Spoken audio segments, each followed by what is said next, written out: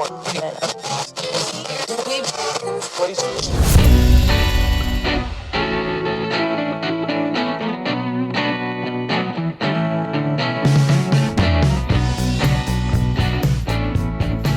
matters.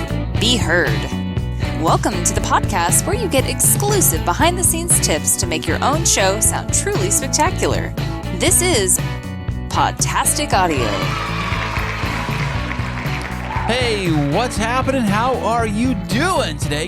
Thank you so much for being here today. I am Chris of the Chris and Christine Show podcast. You can find out all about that show on the old interweb if you decide to look that up at chrisandchristineshow.com. But here on Podtastic Audio, I am here to help you create the amazing podcast that you are willing and wanting to create with your podcast. And hopefully you even have a podcast. But if you do not have a podcast, don't even stress about it. Don't worry about it.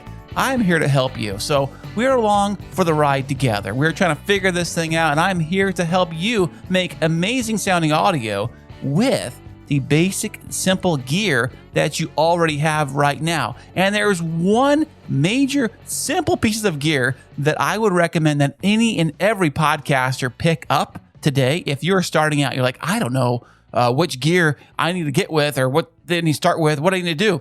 So here's what you get. You get yourself a Zoom PodTrack P4 machine.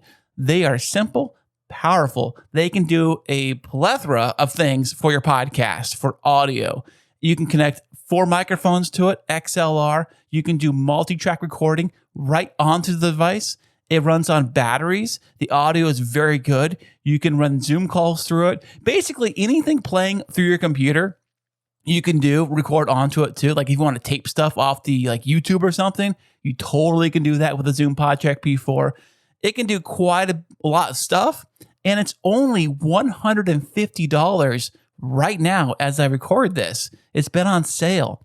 $150. It is a killer device for the price, and I suggest any podcaster that's starting out right now, you pick one of those things up. It's very easy. They're light. I love them. I have one. I thought about buying another one, but I just picked up the new Rodecaster Pro 2. I have the Zoom PodTrack P4, and I do use it. Not as much as the Rodecaster, because the Rodecaster is sitting right here in this room with me. But the PodTrack P4 is totally portable. You can take it with you anywhere. Runs on 2 AA batteries. If you remember the old Walkmans back in the day, the cassette players, those things also ran on AA batteries. It's about the same size. So if you could travel with a Walkman back in the 80s, yeah, I'm old. I get it. I know. And this thing is basically like the same thing, but you can record an entire podcast right onto the thing. I love it. It's great. Go pick one up today. $150. It'll be the best $150 you ever spent. Trust me, I love it. So I just heard some interesting data the other day come through. I know that this show is an audio-only podcast, and the reason why I'm telling you it's audio-only, and I don't do any kind of Zoom show recording like video type of stuff, and I know that a lot of other shows do that, but the reason why I don't do that is because I do know for a fact that audio still is king. What I mean by that is that for every podcast that is out there in the world, even the big ones, like for every podcast, the ratio for how many plays you get on a video version of that podcast versus the audio version of that same podcast, the average number that I've been hearing is for every 1 play on the video version of the show, you'll have 10 plays on the audio. So it's 10-1. Think about that. 10-1 ratio from audio to video. So you're thinking why even do the video in the first place? And why put all kinds of emphasis on gear for your video show? Like getting lighting and camera work and multiple cams and a cool backdrop and all this cool stuff that costs way more money. And video does take a lot of work. It's a lot more work to do video than it is to do audio. And if you're up to the challenge and you think it's really important for your show to invest in a video style of a show, then go right ahead. But let me tell you, it's 10-1 for the audio. Audio is still king. The thing about audio is that you can consume it like doing anything and everything. You can be in your car and listening to audio. You can be going for a hike and listening to audio. You could be painting your house and listening to audio. On a treadmill, listening to audio. Riding a bike, whatever it is. You can physically be doing something else and still consuming the content. That's probably why it's so very popular. And there's a lot of audio player platforms. There's always so many different like audio podcast players that come up and around the world too, because there's not always the same ones in America here that are in different countries. They have their own. But I do know that audio is still a king. Radio is king, even though people say radio is dead. It's still very dominant. There's a lot of people listen to radio still. A lot of people listen to audio still, more than they actually consume video. And I know that a lot of shows want to do this whole live thing. We got to do it live, like a live video thing. That's great. And it makes it great for, like, say, if you have a chat room going on and you can actually like interact with people live like that. That's really the only benefit that I can see of doing a live show. Other than that, I don't think anyone's going to tune in at 8 o'clock Eastern to check out your show when they got other things they're going to be doing. So, or they could actually, binge it later if it's taped in a podcast form, that the person can actually listen to it on their time when they want to do it. That's why time-shifted content is so great. So I know that a lot of podcasters really want to know two things when it comes to podcasting. One is, how do I grow my show? Like, how do I make it really popular? I want to be big. I want to be massive. I want hundreds and thousands of downloads and people listening to my show. That's what I really want. And the second is they want to make some money with their podcast. It would be always great if this hobby that we're doing for fun, if somebody actually paid us in return to do it. They would cover all the costs for all your stuff and maybe your hosting and things like that.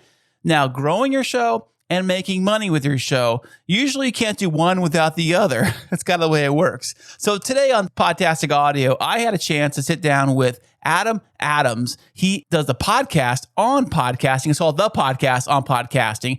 And his company is called Grow Your Show, where he actually will help you do that very same thing. Grow your show so you can make some serious cash with your money. Now, Adam has been making some serious money podcasting, and he's done it for a very long time with 2 different shows. So he'll talk all about that stuff. So here, we're bringing him on right now. Here is Adam Adams.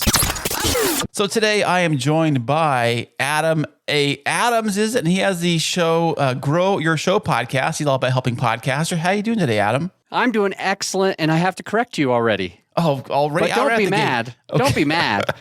My company is Grow Your Show, but the podcast is just called The Podcast on Podcasting. So if someone searches the wrong thing, they won't find it. They can find the podcast by going Adam Adams or The Podcast on Podcasting. Our company, however, is growyourshow.com. Well, thank you, Adam. Thank you for correcting me. I will definitely put the correct link into the show notes of today's episode. So this has been fantastic. I was on your show the other day, and it's been so great for you to come on all the way over here to Podtastic Audio. Hey, how was your flight, by the way? Did you was first class okay for you? Oh, the flight was amazing. It's so good to be in front of you. I know. Huh? I mean, how often can you do that? I mean, pretty soon you're going to tell me there's a way to do podcasting remotely. I mean, all I know is they bring everybody in here.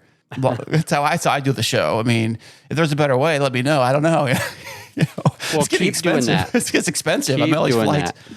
So you've been in podcasting for a little while now. Like, how many years would you say were you in podcasting altogether? I started my podcast at the end of 16, so I don't know, like 6 or 7 years. 6 or 7 years. So what was your draw to podcasting? I mean, were you interested in podcasting? Did you listen to a lot of shows? It's funny. I was living in Florida, and I got my first iPhone. I was always a Samsung person, and then Samsungs weren't, just that year, they weren't quite as good as the iPhones. I was like, I really want one. And they had this podcast app, and I never knew what it was. I guess I had it for like 2 or 3 months. And then I asked a friend who had an Apple. I said, what do I do with this purple thing? It won't delete. It won't let me delete it. And he was like, oh, that's for podcasts. And I'm like, what is a podcast? He started telling me that a podcast was like a radio show on demand. And so I thought, that's pretty cool. what do you listen to any? He did. And so I started listening to podcasts 2014. And I always thought that they were really cool. Now, me personally, I am not a tech savvy human being. I don't like technology. I'm not trying to like technology. I don't think I really excel that much at technology. I'm in my 40s, and I think it's just if I was 10 years younger, I think it would be a little bit different, or even 30 years younger. My 10-year-old is so good. But anyway, here I was. I start learning, and I'm telling myself, I wish I had a podcast. I want to have a podcast. That would be cool to have a podcast. Right. The problem is I didn't think that I could do a podcast because I'm not a tech savvy person. I don't know how to record. Back then, I didn't know how to record, what to record on, where to promote it, upload it, whatever. So I just kind of put it on the back burner. And when I moved to Colorado in 2015, I decided to focus a lot on real estate investing. And so I actually had a meetup group, and I started a podcast. I thought both things would help my influence, would help my content, would help my business grow. They say your network is your net worth, and I was like, crap, I'm new to Denver. I don't have a network, so I probably am not going to have a net worth. So I decided to start a podcast, and I reached out to a person that had done one in the past, and he helped me with the equipment. He helped me. He did all the editing and stuff. So that's how I got into it. I wanted to ever since I learned what they were. And about 2 years later, I found somebody who knew what they were doing, and we went ahead and launched a podcast. And I ended up selling that show after 500 or 600 episodes, and it's still growing today with the new owner. So that podcast, was it exclusively all about real estate? It was. It's called Creative Real Estate. So my main focus was trying to inspire and help people understand that they don't have to have money in order to buy real estate. What? So they've been lying to us the whole time. Are you kidding me? I put a big down payment on this house, like a massive one.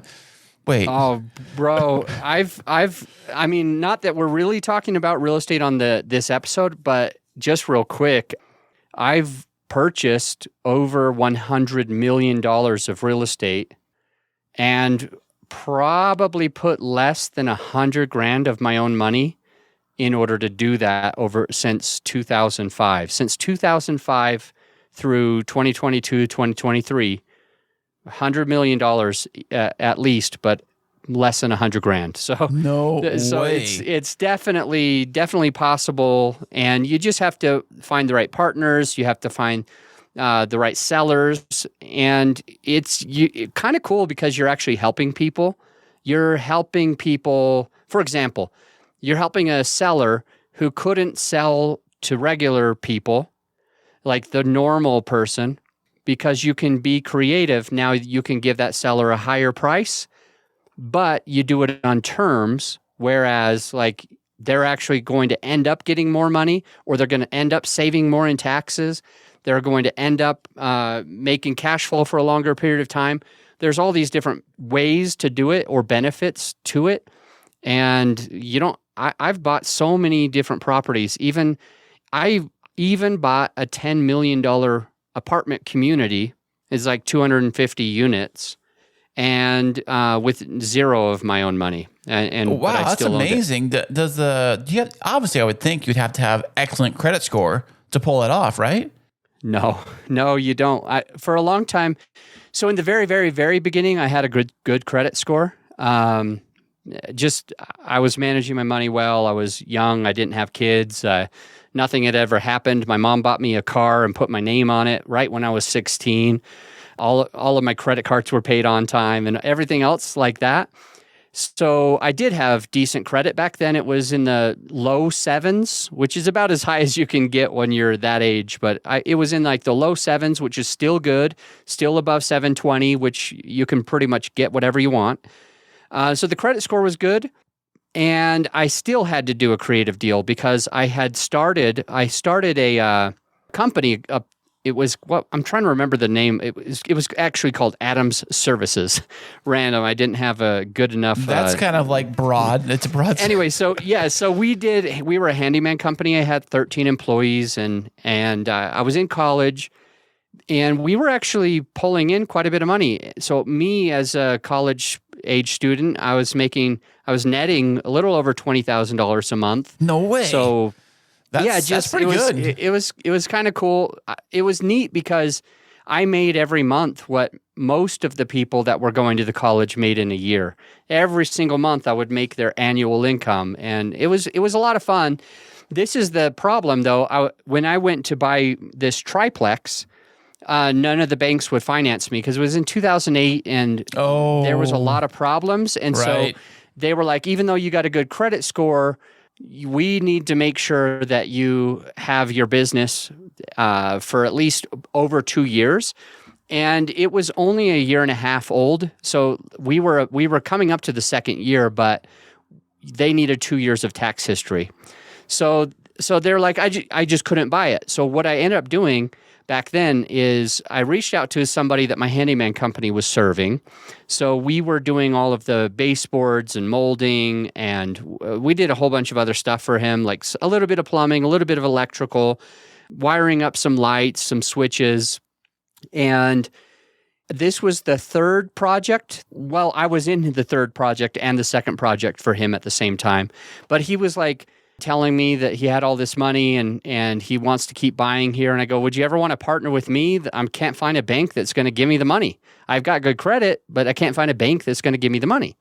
And he goes, yeah, let's do it. So he basically purchased the triplex. I think it was $370,000. And he bought it for cash, and then he made a loan out to me. So he became the bank. It was a zero down deal that I bought this triplex, and I ended up living there rent free, making a whole bunch of money. Just so happy that I was able to basically buy a house, or they call it house hacking when you buy a duplex or triplex or fourplex.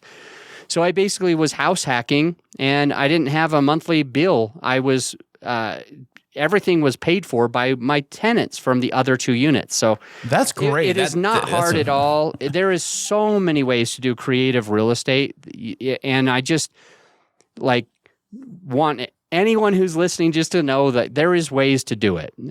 There's lots of ways. I'm trying to remember Robert something. I've met him in person once at an event with a whole bunch of real estate influencers, and Robert, I don't know why I can't think of his name right now just because we're in the middle of this, but the point is he wrote nothing down. So maybe we could look it up. Who wrote nothing down? Nothing down. So basically you're saying you can get into real estate with literally nothing down. I mean, the first maybe $10 million of real estate that I purchased, I had put less than, I think I only put $100 in the first $10 million of real estate that I owned. That's crazy. It's crazy to think about, you know? Then I had more money, and so like it just made more sense to put something down sometimes. But anyway, yeah. Now, going back to that for a second here, is that still possible in today's climate with real estate? Because I've heard all these weird different kind of loans, and people, they don't do those, what do you call 80-20 loans really much anymore because the whole housing crash in 2008 and stuff. Unless they're still available, I don't think they are. You know, like... Well, the crash happened because they were giving 120%, not 80-20. They were giving above. They were giving above what it was valued at. But there's tons of 80-20 loans. That's really the most conventional, traditional loan. Is a commercial loan is going to be 20% down, and then they'll finance the other 80. But even right now, I was just on hold with one of my banks. And while waiting on hold, it said, did you know that you can, if you're a first-time home buyer, you can put as little as 1% down. FHA loans are 3.5% down, I think, and a VA loan is nothing down. So it just depends how you qualify, but you can definitely do nothing down, 1% down, 10% down, depending on which way you go through some of these different loans and programs. But the answer to your other part of your question, which I think you were basically asking, like, today, as we're recording this, are there being creative deals happening? And the answer is yes, there's probably thousands of creative deals happening every single day. Wow. Even right now. Well, I don't know what it's like out there, but I know here the housing market really started to climb quite a bit, and it did price a lot of people out of the market. We talked to somebody recently. I heard a story where they were saving all this money for a down payment on a house, just waiting it out, and they saved all this cash, and then all of a sudden the housing, it started increasing in value, so it kind of priced them out of what they save for, So they're kind of screwed themselves. Yeah. I mean, it happens. So you have all this experience with real estate. You do an entire podcast on it. How is one able to actually sell a podcast? I didn't think you actually could do that. It's your podcast. It's under your name, right? You know what? You're funny. It's funny because you're not alone. You're not the first person to say that. And I remember a long time ago, right in the beginning of my podcast, I think probably in the first 10 episodes that I did, on the podcast on podcasting, I published a episode. It was called like the 7 ways to monetize. Well, selling the podcast was one of those ways that we talked about, and then I found out an 8th way later. But the point that I wanted to make about selling a podcast, just kind of give you the answer to that main question, is you are your brand. When it's the podcast that Adam Adams runs, when the Creative Real Estate Podcast had the host of me, my listener loved me. My listener cared about me. My listener trusted me. My listener followed me. So obviously, if I just simply sold it and didn't tell them anything, and tomorrow there was just a different host, they would feel a little bit upset. They would feel a little confused. They would probably go and find a different one. They might not resonate with that person as much. They might just feel like, whoa, something changed. And a lot of us human beings do this. Like when something changes, it's like we avoid any type of change. Some of us are pioneers. We're looking for it. But honestly, the good 90+% of human beings, they want to be able to know what's coming. They want to be able to understand ahead of time, and to be able to help those 90+% people that were listening to that podcast at the time. Here's a few steps that we did real quick. Okay. Step 1, I interviewed the person who was going to buy it from me. Step number 2, I told my listeners that I was wanting to pick up another a co-host. And step number 3, I said, hey, I decided on a co-host. His name's Jason. You heard him on blank episode. Do you remember? Go back and listen to that. Get to know him. He's going to be my co-host now. Step 4, I think I'm right. Step 4 was, all right, we're both doing it, and then we decided that I'll have a few solos, and I'll say Jason's not here, and he'll do a few solos, and he'll say Adam's not here. Step 6 was that, well, honestly, it's still, that podcast still hasn't had step 6, and I sold this like nearly 3 years ago. Nearly 3 years ago, I sold the podcast, and step 6 still hasn't happened. But let me tell you what step 6 is. Okay, keeping us waiting here. It's basically where, in the beginning, we added his face to, I didn't mention this before, but as he became the co-host, his face was also on the artwork, the podcast artwork. And so both faces were next to each other. And also we added his name to the intro.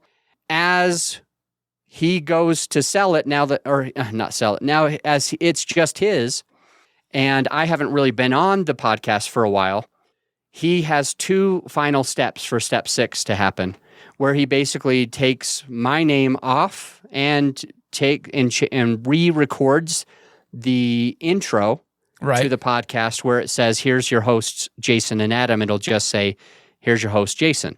So that's step 6. He still hasn't done it. And I think that might be one of the reasons why it's grown so much. When I sold it, it had 3,500 downloads per episode. And after I sold it, it got up to 6,500 downloads per episode. Oh, look at that. It actually grew as we practiced this this strategy that I mentioned. Well, it's like you're transitioning very slowly over the course of X amount of episodes to give the listener an idea to kind of like flow with you. And I get that too. There's been times when, especially have a co-host, I kind of imagine this happens quite a bit, where there's two buddies, they decide to do a podcast because for whatever reason, and then one can't do it anymore, or one's not here one week, and they maybe try to have a fill-in co-host or do a solo show or something like that. And eventually, either what sad thing usually does happen is that the podcast usually pod fades and they just give it up. But in your case, instead of pod fading, the other guy just took it over and kept running with it. Yeah, exactly. So when you do sell the podcast, do you have to have something in writing, like an actual, like, is there a deed of trust, or how's it work? Yeah, really good question. When I sold it, I got my attorney to create a contract where basically he now owns the website. Actually, we have more than one URL for that podcast. He owns that, the Facebook community that was created, which was never very big, honestly, because I never poured into it the amount that I could. It basically just said that he would own that, he would own that. He would own all the music. He would own the intro, the outro, the artwork, and it just explained some of those things that I mentioned already. It basically said, Adam will record 12 episodes with Jason as a co-host. Adam will give Jason the backlog of all these other episodes that he's already created solo. So in case Jason doesn't have an episode that week, he can just publish one of these other ones and keep it seamless. And anything else that we had talked about just got into writing, and he ended up giving me that first check, and then the second check at the end, and it was pretty seamless. Oh, fantastic. So right now you have absolutely zero control of what the show is doing or what they're actually posting, right? That's a very funny question. Uh-oh. Very interesting. I do have a lot of control because he hired my company to do all of his editing and post-production. So well, check that out. Technically, I'm intimate with his show, and I could sabotage it if I wanted to. We would never do that. But no, we have total control of what's happening with that podcast because he hired my team to do all of the back office stuff so that he wouldn't have to do it, but he could still have a good podcast. Fantastic. So Adam, let's talk a little bit about your team and your company. It's called Grow Your Show. Is that right? GrowYourShow.com is where I can find that at? Yeah, exactly. So what kind of services do you provide to, say, a podcast? Is it only for podcasting, or could it be like, say, a YouTuber or Instagram wannabe influencer too? It's really just podcasting. However, some of our clients, we also do their YouTube, but I would never bring on a client who only did YouTube. Every single one of our clients has a podcast that's on Apple and Stitcher and iHeart and all of the other platforms, Google, et cetera, et cetera. Every single one of our clients does that. So no, I would never bring anyone else on that didn't have that. But within that, we do full service. So, for example, some of the things we'll do is, this could be a long episode because there's so many things that have to happen for a podcast to be able to be successful. So those are the things that we do. Here's the things we don't do. We don't find your guest for you or come up with your content for you. You will have to decide what do I want to talk about or who do I want to interview. That's your first of two steps. What do I want to talk about or who do I want to interview? The second one is you got to press record. Now, everything else we do. So it kind of looks like this. That recording will go to the cloud. So once you figure out, I want to do an episode on couches. Ooh, how fun is that? I think it'd be great to talk about Davenports and sofas and et cetera, and the history of it and where they came from and how the love seats, et cetera. So I'm going to do an episode on that. So I'm going to do some research and figure it out. I know exactly what I want to talk about, and I'm going to press record. Once that happens, the recording goes to the cloud. My team logs in, downloads the episode, so you don't have to save it. You don't have to send it anywhere. My team automatically gets it. We download it. We edit it. We produce it. We put in the intro, the outro, all the music. We cut out some ums, some uhs, some other filler words or filler phrases like, okay, so, or you know. Everybody always saying all these filler words. So we'll cut a bunch of those out. We will produce the thing. We'll write your show notes. We'll title it. We'll come up with a catchy title. It's going to get a lot of people to download it. Then we'll put it up on all of the platforms. So, for example, it'll be on iHeart, Stitcher, Spotify, you name it, Google, Apple, iTunes, etc. And we also create a whole bunch of podcast artwork. So we create different promotional material. So if you've interviewed somebody, awesome. We even emailed your guest for you. So you had a guest on your show. My team goes and creates all the images. Then we email them and say, here's all the stuff that you can post. What else we do? We do paid marketing. So we'll do Facebook ads. We'll do a private message campaign. We'll do Google ads. We'll do, what's the other one? Like email campaigns as well. There's a few other things we do. We do banner ads. So we do all of these things for the client. They also don't have to do their own social media postings because we log into their social and we post these images that we've created for them, the audiograms, the videograms, the quote cards, etc. We go and post that on their website for them so that they can get the SEO. We also post it on their like Facebook or LinkedIn or wherever they want us to post it. But we do all of the back end work because most of our clients are doing pretty good with money. They just don't have a whole bunch of time. They really want that time freedom. They want to have the podcast as good as it can, but with the lowest amount of their effort. So that kind of explains how the process looks. That's great. I know that people either pay with things with time or with money. And I know if you do all the things you just said, it can be a lot of time consuming, especially if somebody is a little older who may not understand how to use TikTok or Instagram or whatever, you name it, or how to create artwork on a computer or what button does what on the computer, and stuff. So have you had any like really bad recordings come your way? And if you do, what do you do with that? Yeah, we've had several that were bad and just a few that we didn't want to use. So one of our clients, it's two women that are both psychologists. So they both work at different universities, and they're not recording in the same room, and they didn't want to use Zoom. They wanted to use some other system that has faults. I don't know what it is. I just said, just use Zoom because I use Zoom. It's good enough. It sounds great. I know that there's better. Like we're on Clean Feed right now. There's a lot of things about that are going to be better than Zoom. But I just feel like Zoom's good enough, and I don't know how to help them. So I think they were using like Riverside.fm. Right. And they both had their own mics. They both had their own headphones. Sometimes they didn't want to use the headphones. They were recording their guests who were students, college students at the different universities. So that's who their avatar was. So they would also interview who their avatar was. That's what I mean to say is their perfect listener, the one that they want listening, they would bring on that person as a guest so that it would be more natural for the listener.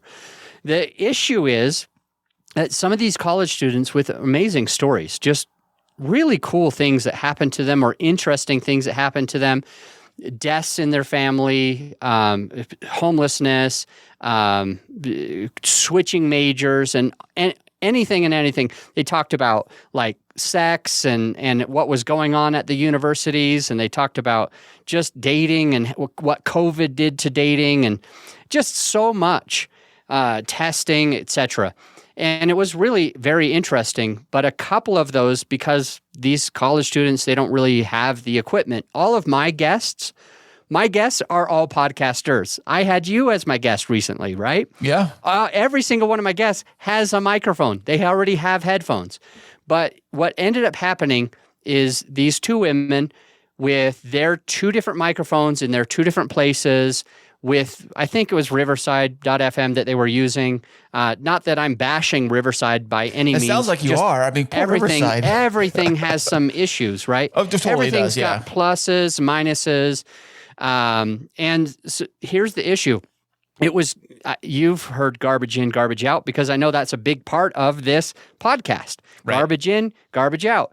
If the recording sounds bad, if you're not on a good mic, it's not going to sound very good. So here's the thing. They would think that they were using their microphone. Like actually, when you and I got here on this call today, I didn't know what mic I was using. I had no idea which one that it was pulling in. So I didn't know which microphone that I was going to be using. I had my good mic right in front of my mouth, but because I was on clean feed for the first time, I needed to go in and find the settings, but I didn't know where they were. I wasn't familiar with it. So you helped me switch from, I think it was using my webcam mic, which is a horrible one, you said it sounded like I was driving and you heard cars and stuff. Anyway, they had that same problem. So they have their headphones on.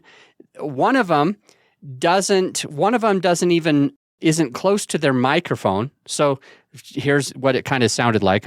I hope you don't equalize this for your listener, because then they're going to be like, oh, it just sounds the same. But one of them sounded like this. I don't know if you can hear me at all, but they sounded like this. Could you hear that? Yeah, okay. Barely. Yeah, where'd you go? Yeah, so because the problem is that they didn't have their headphones on because they felt like they looked ugly, and she's a woman and she wants to look pretty, and it's a bulky. It's all about the ugly, visual, big bulky headphones. Oh, I know. And so she's like, why would I need to listen to myself? I'm like, because you would have known that you can't even be heard. And they kept doing stuff like they would have their headphones off, so that what would end up happening is they would have this feedback loop. Oh, of course.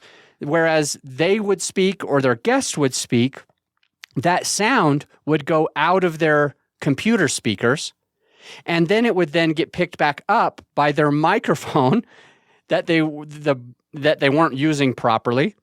And it would just sound crazy. And with the 4 different people on Riverside, it just kept having problems. And anyway, we ended up getting it to work. I finally talked them into going with Zoom, just because it was a simpler place. It was, everybody already knew what it was. They didn't have to figure it out. Everybody's tried Zoom. And so anyway, like I talked him into doing that, and I talked him into always wearing headphones, and we even got these cool bone conducting headphones, I might be calling them wrong, that could go be under their hair, where it didn't even look like you were wearing headphones or anything, because they like went through your cheekbones so you could still hear yourself. So they ended up getting these like fancy headphones and switching platforms, and asking their guests to tweak a couple small things, because their guest didn't have a microphone or headphones usually. So they would normally just tweak a couple of things, and then the recordings started sounding much, much better. It does, and that's one thing for us and for this show and the Chris and Christine show, my main show, is that I try to make the audio sound as good as it can. I guess it depends on what you're trying to get out of your podcast. Like I know some people, they're all about, like you said, all about the video. Like I have to look good on camera. I got to get the right background. I got to get the headphones, can't be in the shot because the headphones look ugly. I got to get the microphone out of the shot because nobody wants to see a microphone. That's ugly on the desk. So let's get that out of the shot. And of course, you can't hear it very well on the podcast. So what I was trying to think of is like, what is the end result going to be? Are you focusing more on a video for YouTube, or are you focusing more on an audio for an audio podcast? You can try to serve both very well if you set everything up correctly from the start. Wait, I see what you're saying. So you're saying do them both. I'll just say for me, I always want the audio experience to be the best experience. Right. Yeah, I prefer audio because I don't do video. And we just have the YouTube, because the vulnerable truth is I'm really good at helping our clients get ranked on their podcasts, like where they have thousands and thousands and thousands of listeners, in some cases 120,000 downloads per month. And this is our skill. We know how to find the right person who needs to listen. We know how to get them to listen. We know how to keep them coming back to the podcast. And I don't really know how to do all of that with YouTube. There's some stuff that I could do with YouTube. Like we could do similar campaigns. The algorithms that we've learned through podcasting, how to trigger them, what needs to happen with your titles, what needs to happen with your content, how long the content needs to be, what you should say, when you should say it, who you should market it to, what time you should market it, what time you should produce it. We have got this stuff like nailed. So every single one of our clients, we actually have had for many years a guarantee. Like if you don't achieve this result, you don't even pay. So it's like we're really, really, really comfortable with the audio experience, and the YouTube is like a secondary thing. It's good, but it's maybe not as good as if the only thing you were thinking is video. So are you trying to tell me that the results for your clients, if they do an audio and a YouTube, the YouTube experience is not as great as the podcast audio experience? Yeah, I'd probably have to agree with that. So why focus so much on video? YouTube, I've been on YouTube. We've all been on YouTube, right? What is YouTube very good at? They're very good at keeping you on YouTube. They will throw a bunch of other videos that you might be interested in right next to you. So they're very good. They have a very good job of keeping you doing I call it the YouTube skipping. You skip to the next video. You watch about a minute of one video, and then you skip to another one. And you keep going down this YouTube wormhole. I think it's a little harder to do that with a podcast. It is way harder to do that with your podcast. The cat videos, the bikini videos. I watched one bikini video. Next thing I know, I'm bombarded with these things. Can't even find the cat videos anymore. Oh man. Anyway, so with YouTube, they get to know you. They get to know what you're looking for, and then they just keep trying to find you a video from a different channel that you might also want to watch. Podcasting is a little bit different. Like once you get into a podcast, you're in that one show and you're just listening to all of the episodes. So it's a little bit different, the way that they have all of that. But I will say, because it's important for many of our clients that with the audio/video, they have always said, the ones that have both, they've always said that they've got a few people, a few listeners, a few clients, a few friends that only do the video. And so they might only get 50, 100, 300, 600, or maybe like 1,200 views on the YouTube compared to maybe 10x that on the podcast. But because they're in both places, a lot of our clients, they make good money in their business. They're mostly a podcast where the show is the top of the funnel for their company. Like for me, I've got the podcast on podcasting. That's my top of funnel. That's my big awareness thing. It also goes on YouTube as well, and it also goes on LinkedIn and Facebook and other places. The goal is to eventually make money through my company, to serve more people, to help more podcasters, to do more editing, post-production, more marketing for other people. And as we do that, we make more money. And so the big part of the funnel is important. So for these clients that have similar types of businesses, they might be attorneys. We've got a few attorneys, a lot of coaches, like real estate coaches, life coaches, etc. The way that they make money is by getting people to buy their course, getting people to hire them as a consultant, getting people to do this. And so they need the most amount on the top of the funnel. Here's the last point, the part that we've been getting at this whole time, is that they've said many times that they make a lot of money that they can tell came also through the YouTube. So for these clients, because their podcast feeds into their company, they feel like if they didn't have it in both places, then they would literally be making less money every month, every year. Right. It's always good to put your podcast everywhere. Like This show, I haven't really graduated to YouTube, I think, but the other show, I have an automatic, what do you call it, like an automatic audiogram sent out to YouTube every episode. So I don't have to think about it. It automatically sends it directly from, where I don't know where they get it from, maybe Apple Podcasts, because it's exactly the same. Like the show notes are exactly the same in the YouTube. It just has like the logo and like the squiggly little lines, just the audio. I decided to put it there because you do know that YouTube is the second largest search engine in the world. YouTube itself. So even if it's just an audiogram version of your show, just no video, just at least it's there, you know? Yep. So that's why I put it Smart. there just for that reason alone. I know we're not going to get a ton of traffic on our little audiogram on YouTube. I just have it there for the SEO, you know?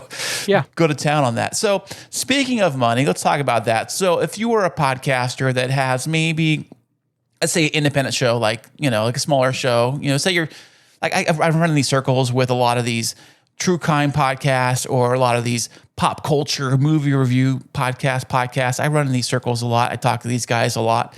And if one of those shows, for example, wanted to say today, Adam, hey man, I want to make some money with this show, what would you tell them and what would you say?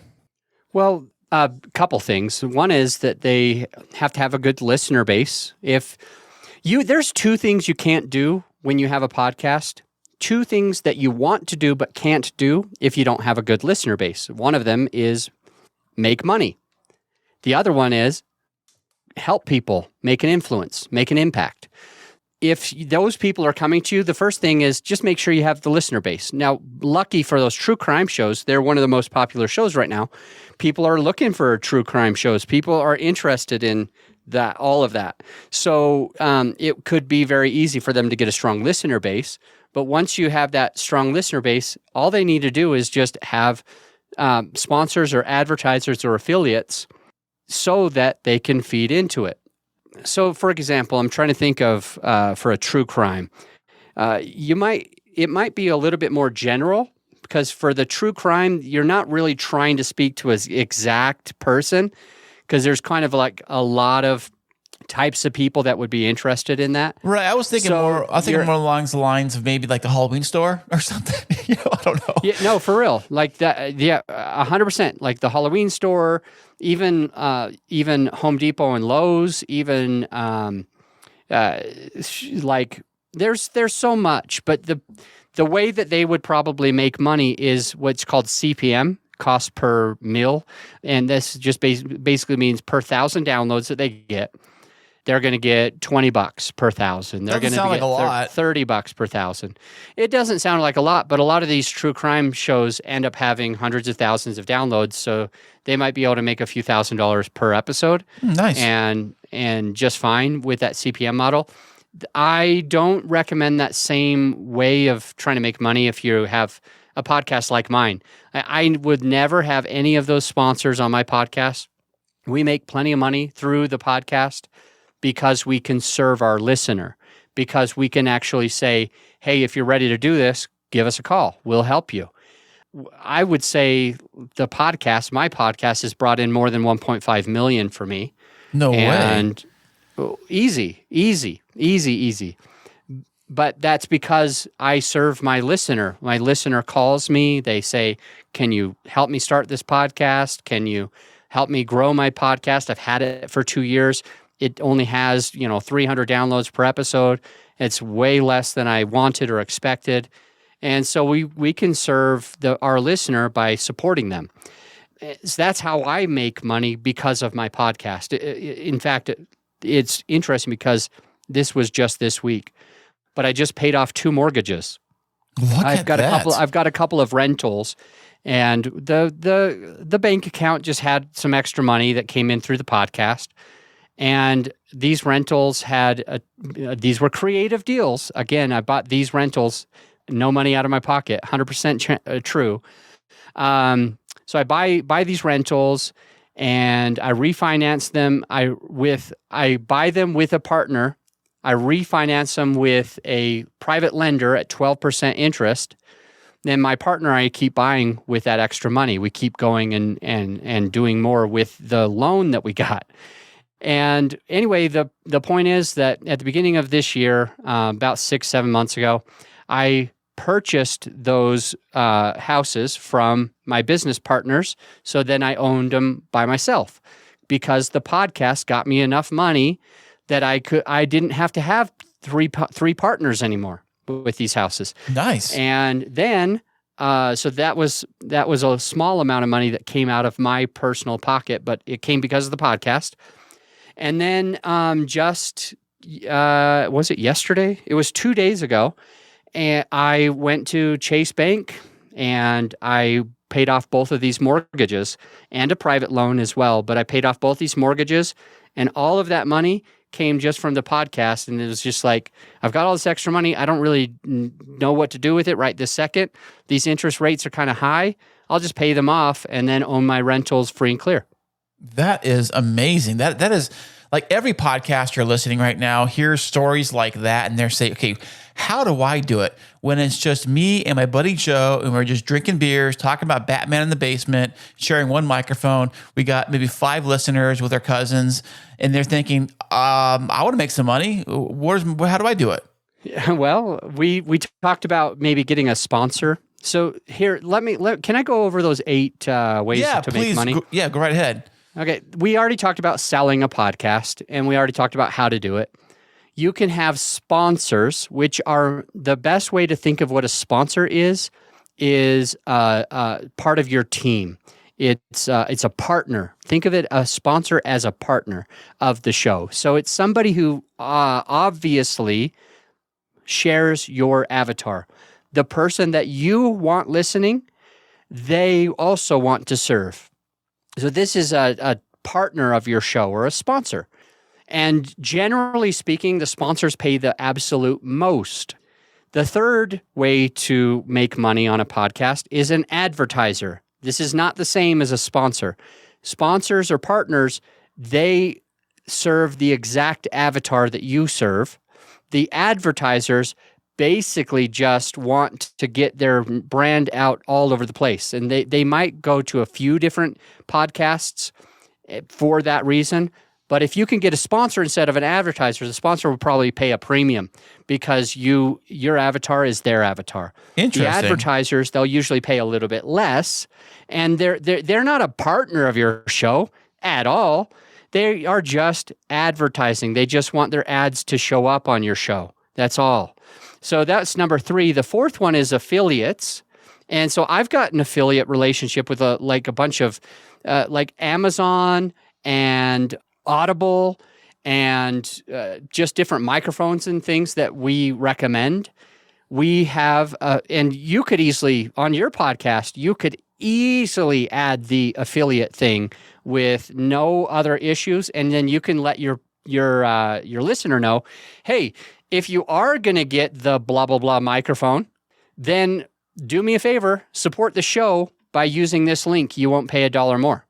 Check that and so out. That you've got that affiliate link, and they're going to buy it anyway because you're already recommending it. You're already telling them they need to have it. Why did I think of that? Oh my goodness. So yeah, number 4, having an affiliate relationship with coaches, mentors, equipment, websites, whatever.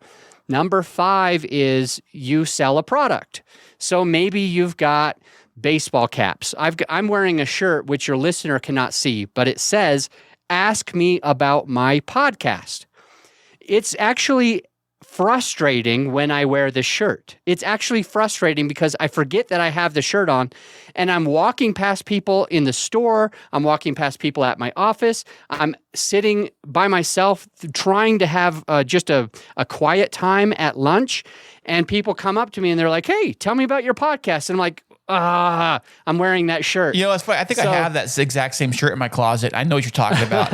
I have that shirt. So I've got, I could sell these Ask Me About My Podcast shirts. I haven't yet, but I could sell these to my listener. I could let them know that they're actually impactful. They actually work. People actually ask.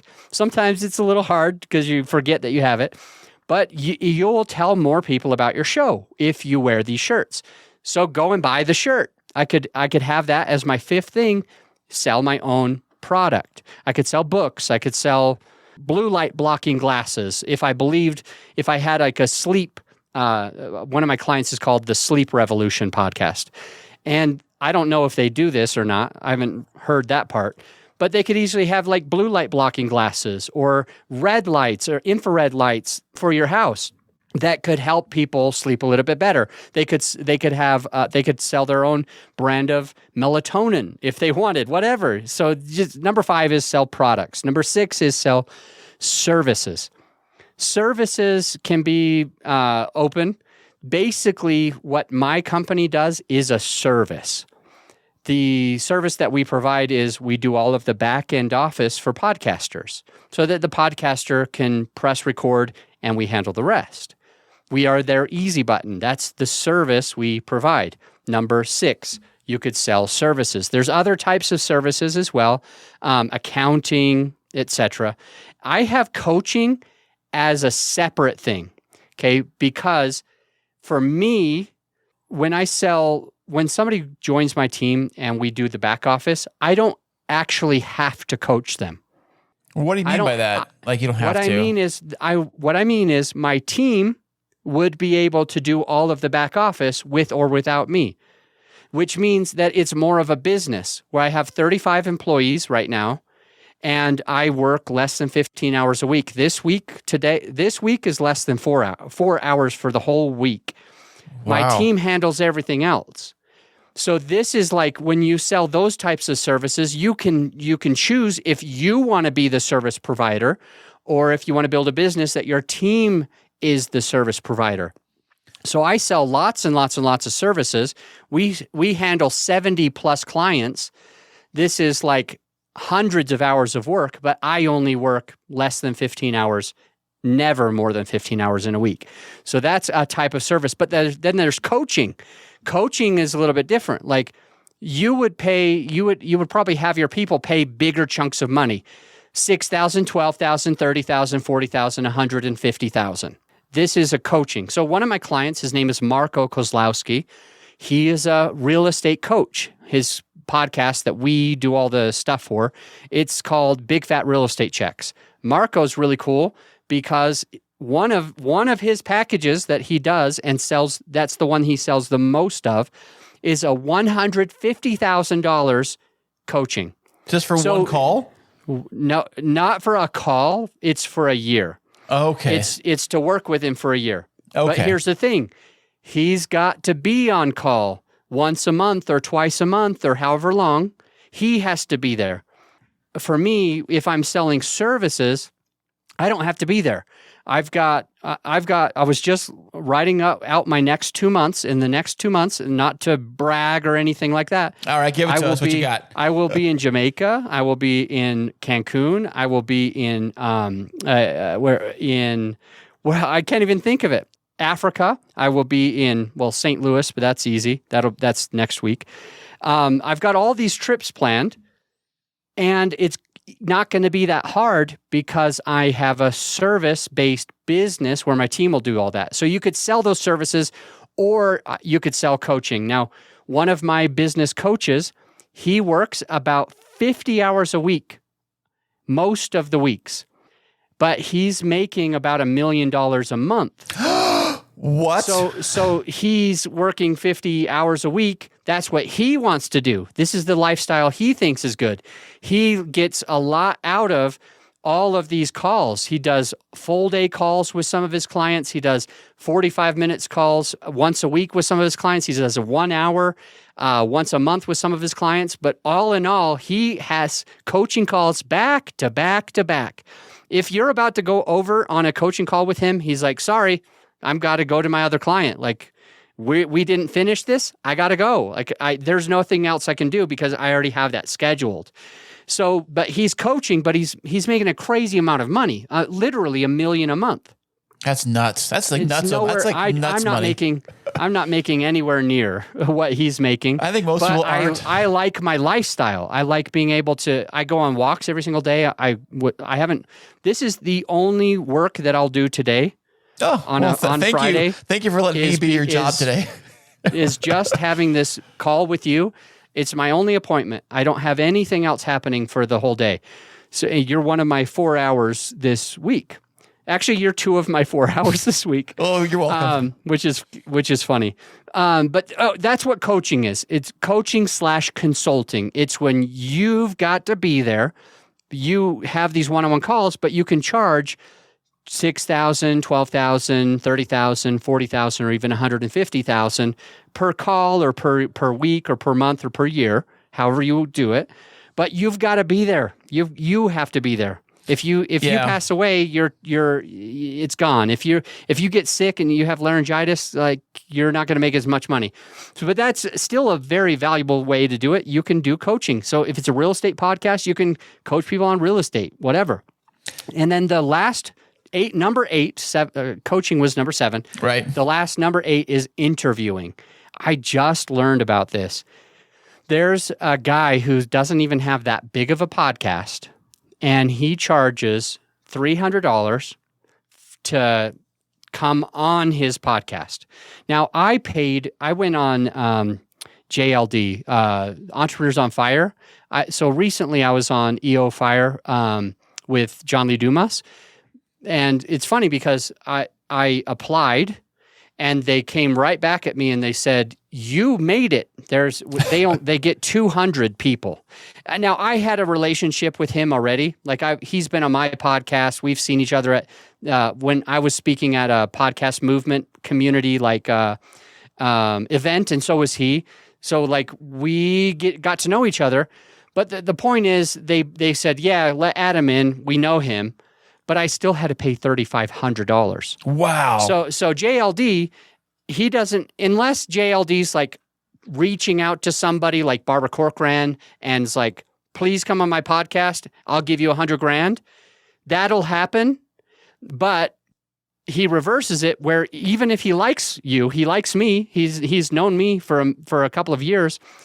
Even when he does, he charges me $3,500, but I will pay it gladly to get in front of his listener base. That's what you're paying for, really. You're just paying for that to get in front of that audience or that thing. I get that. Yeah. So there's this guy who doesn't even have a big podcast, and he told me that he's been charging. He's tried charging $500 and more also, but he's been charging $300 per episode. You come on my podcast for 20 minutes, you give me $300, I'll promote it, I'll publish it, and I'll do all this stuff. And so this guy is making like $300 an episode, and that's more than most people will be making using the if you go back up to number 3, where the advertisers with the CPM model. Of course, yeah. You're making so much more with these interviews when you just have like a medium-sized audience. That's incredible. I did an episode about this a while back about charging for your guests, because there was a rumor out there, a news article I think it was, that said some show was charging like, I think $50,000 per interview to be on their show, which is like nutso money to be on for an hour interview, I would think, But I mean, if they have a big enough audience, like if they're massive, then I can see maybe, if you want to get in front of that audience, you got to pay to play. But what about the people that just say, "Hey, by you getting in front of my audience, like you're on my show, you're in front of my audience, I'm in front of your show, in front of your audience." It's like a even exchange that way, kind of a thing. You get an interview and I get to go in front of your show, that kind of stuff. Yeah, I do that. You and I did that. So I think that that's a really great way to grow your audience, to grow your podcast, to grow yourself as a person, just kind of being able to have all those different interviews, reciprocal interviews. I don't think it's like a way to necessarily monetize if it's just free, unless, it comes because you're getting more clients. And it hasn't been a lot. I'll be honest with you. I just want to try to be as honest as possible with this. I know for a fact that I've made a couple $100,000 just by going on other people's podcasts. But the interesting thing is, that's only with a handful of people's podcasts, whereas I've probably been on 200-ish shows in the last 2 years, where, it's like 1 or 2 or 3, sometimes more, but 1 or 2 or 3 episodes a week that I'll record on somebody else's show. And most of them don't pan out. The honest truth is most of them don't pan out, but the ones that do, like I was on Eileen. She's another client of ours. She has a real estate podcast called How Did They Do It Real Estate Point being that Eileen is one of our top people. I was on her podcast. We did like 4 episodes in a row about how a real estate person could start a podcast. And I get so much business from those 4 episodes. It's been crazy. And then a guy named Kerry Jack, who we do only the marketing for, he's probably given me, at least 15 clients. Just him, he's probably given me at least 15 clients. And a client's worth a lot to us since we charge a lot, you know? Yeah, so even just get one client or one new client out of being on one show, I think it's worth going on it, you know? Yeah. It's definitely worth it. So Adam, this has been so amazing having you on my show over here today. It's been so great. Now, once again, where can everybody find out all about you and all your wonderful stuff? The podcast on podcasting or growyourshow.com. Growyourshow.com. Well, please, everybody, please check out Adam's podcast and go over and check out his website. And if you need his services, they're right there. Thank you, Adam. This has been so great, man. Thank you.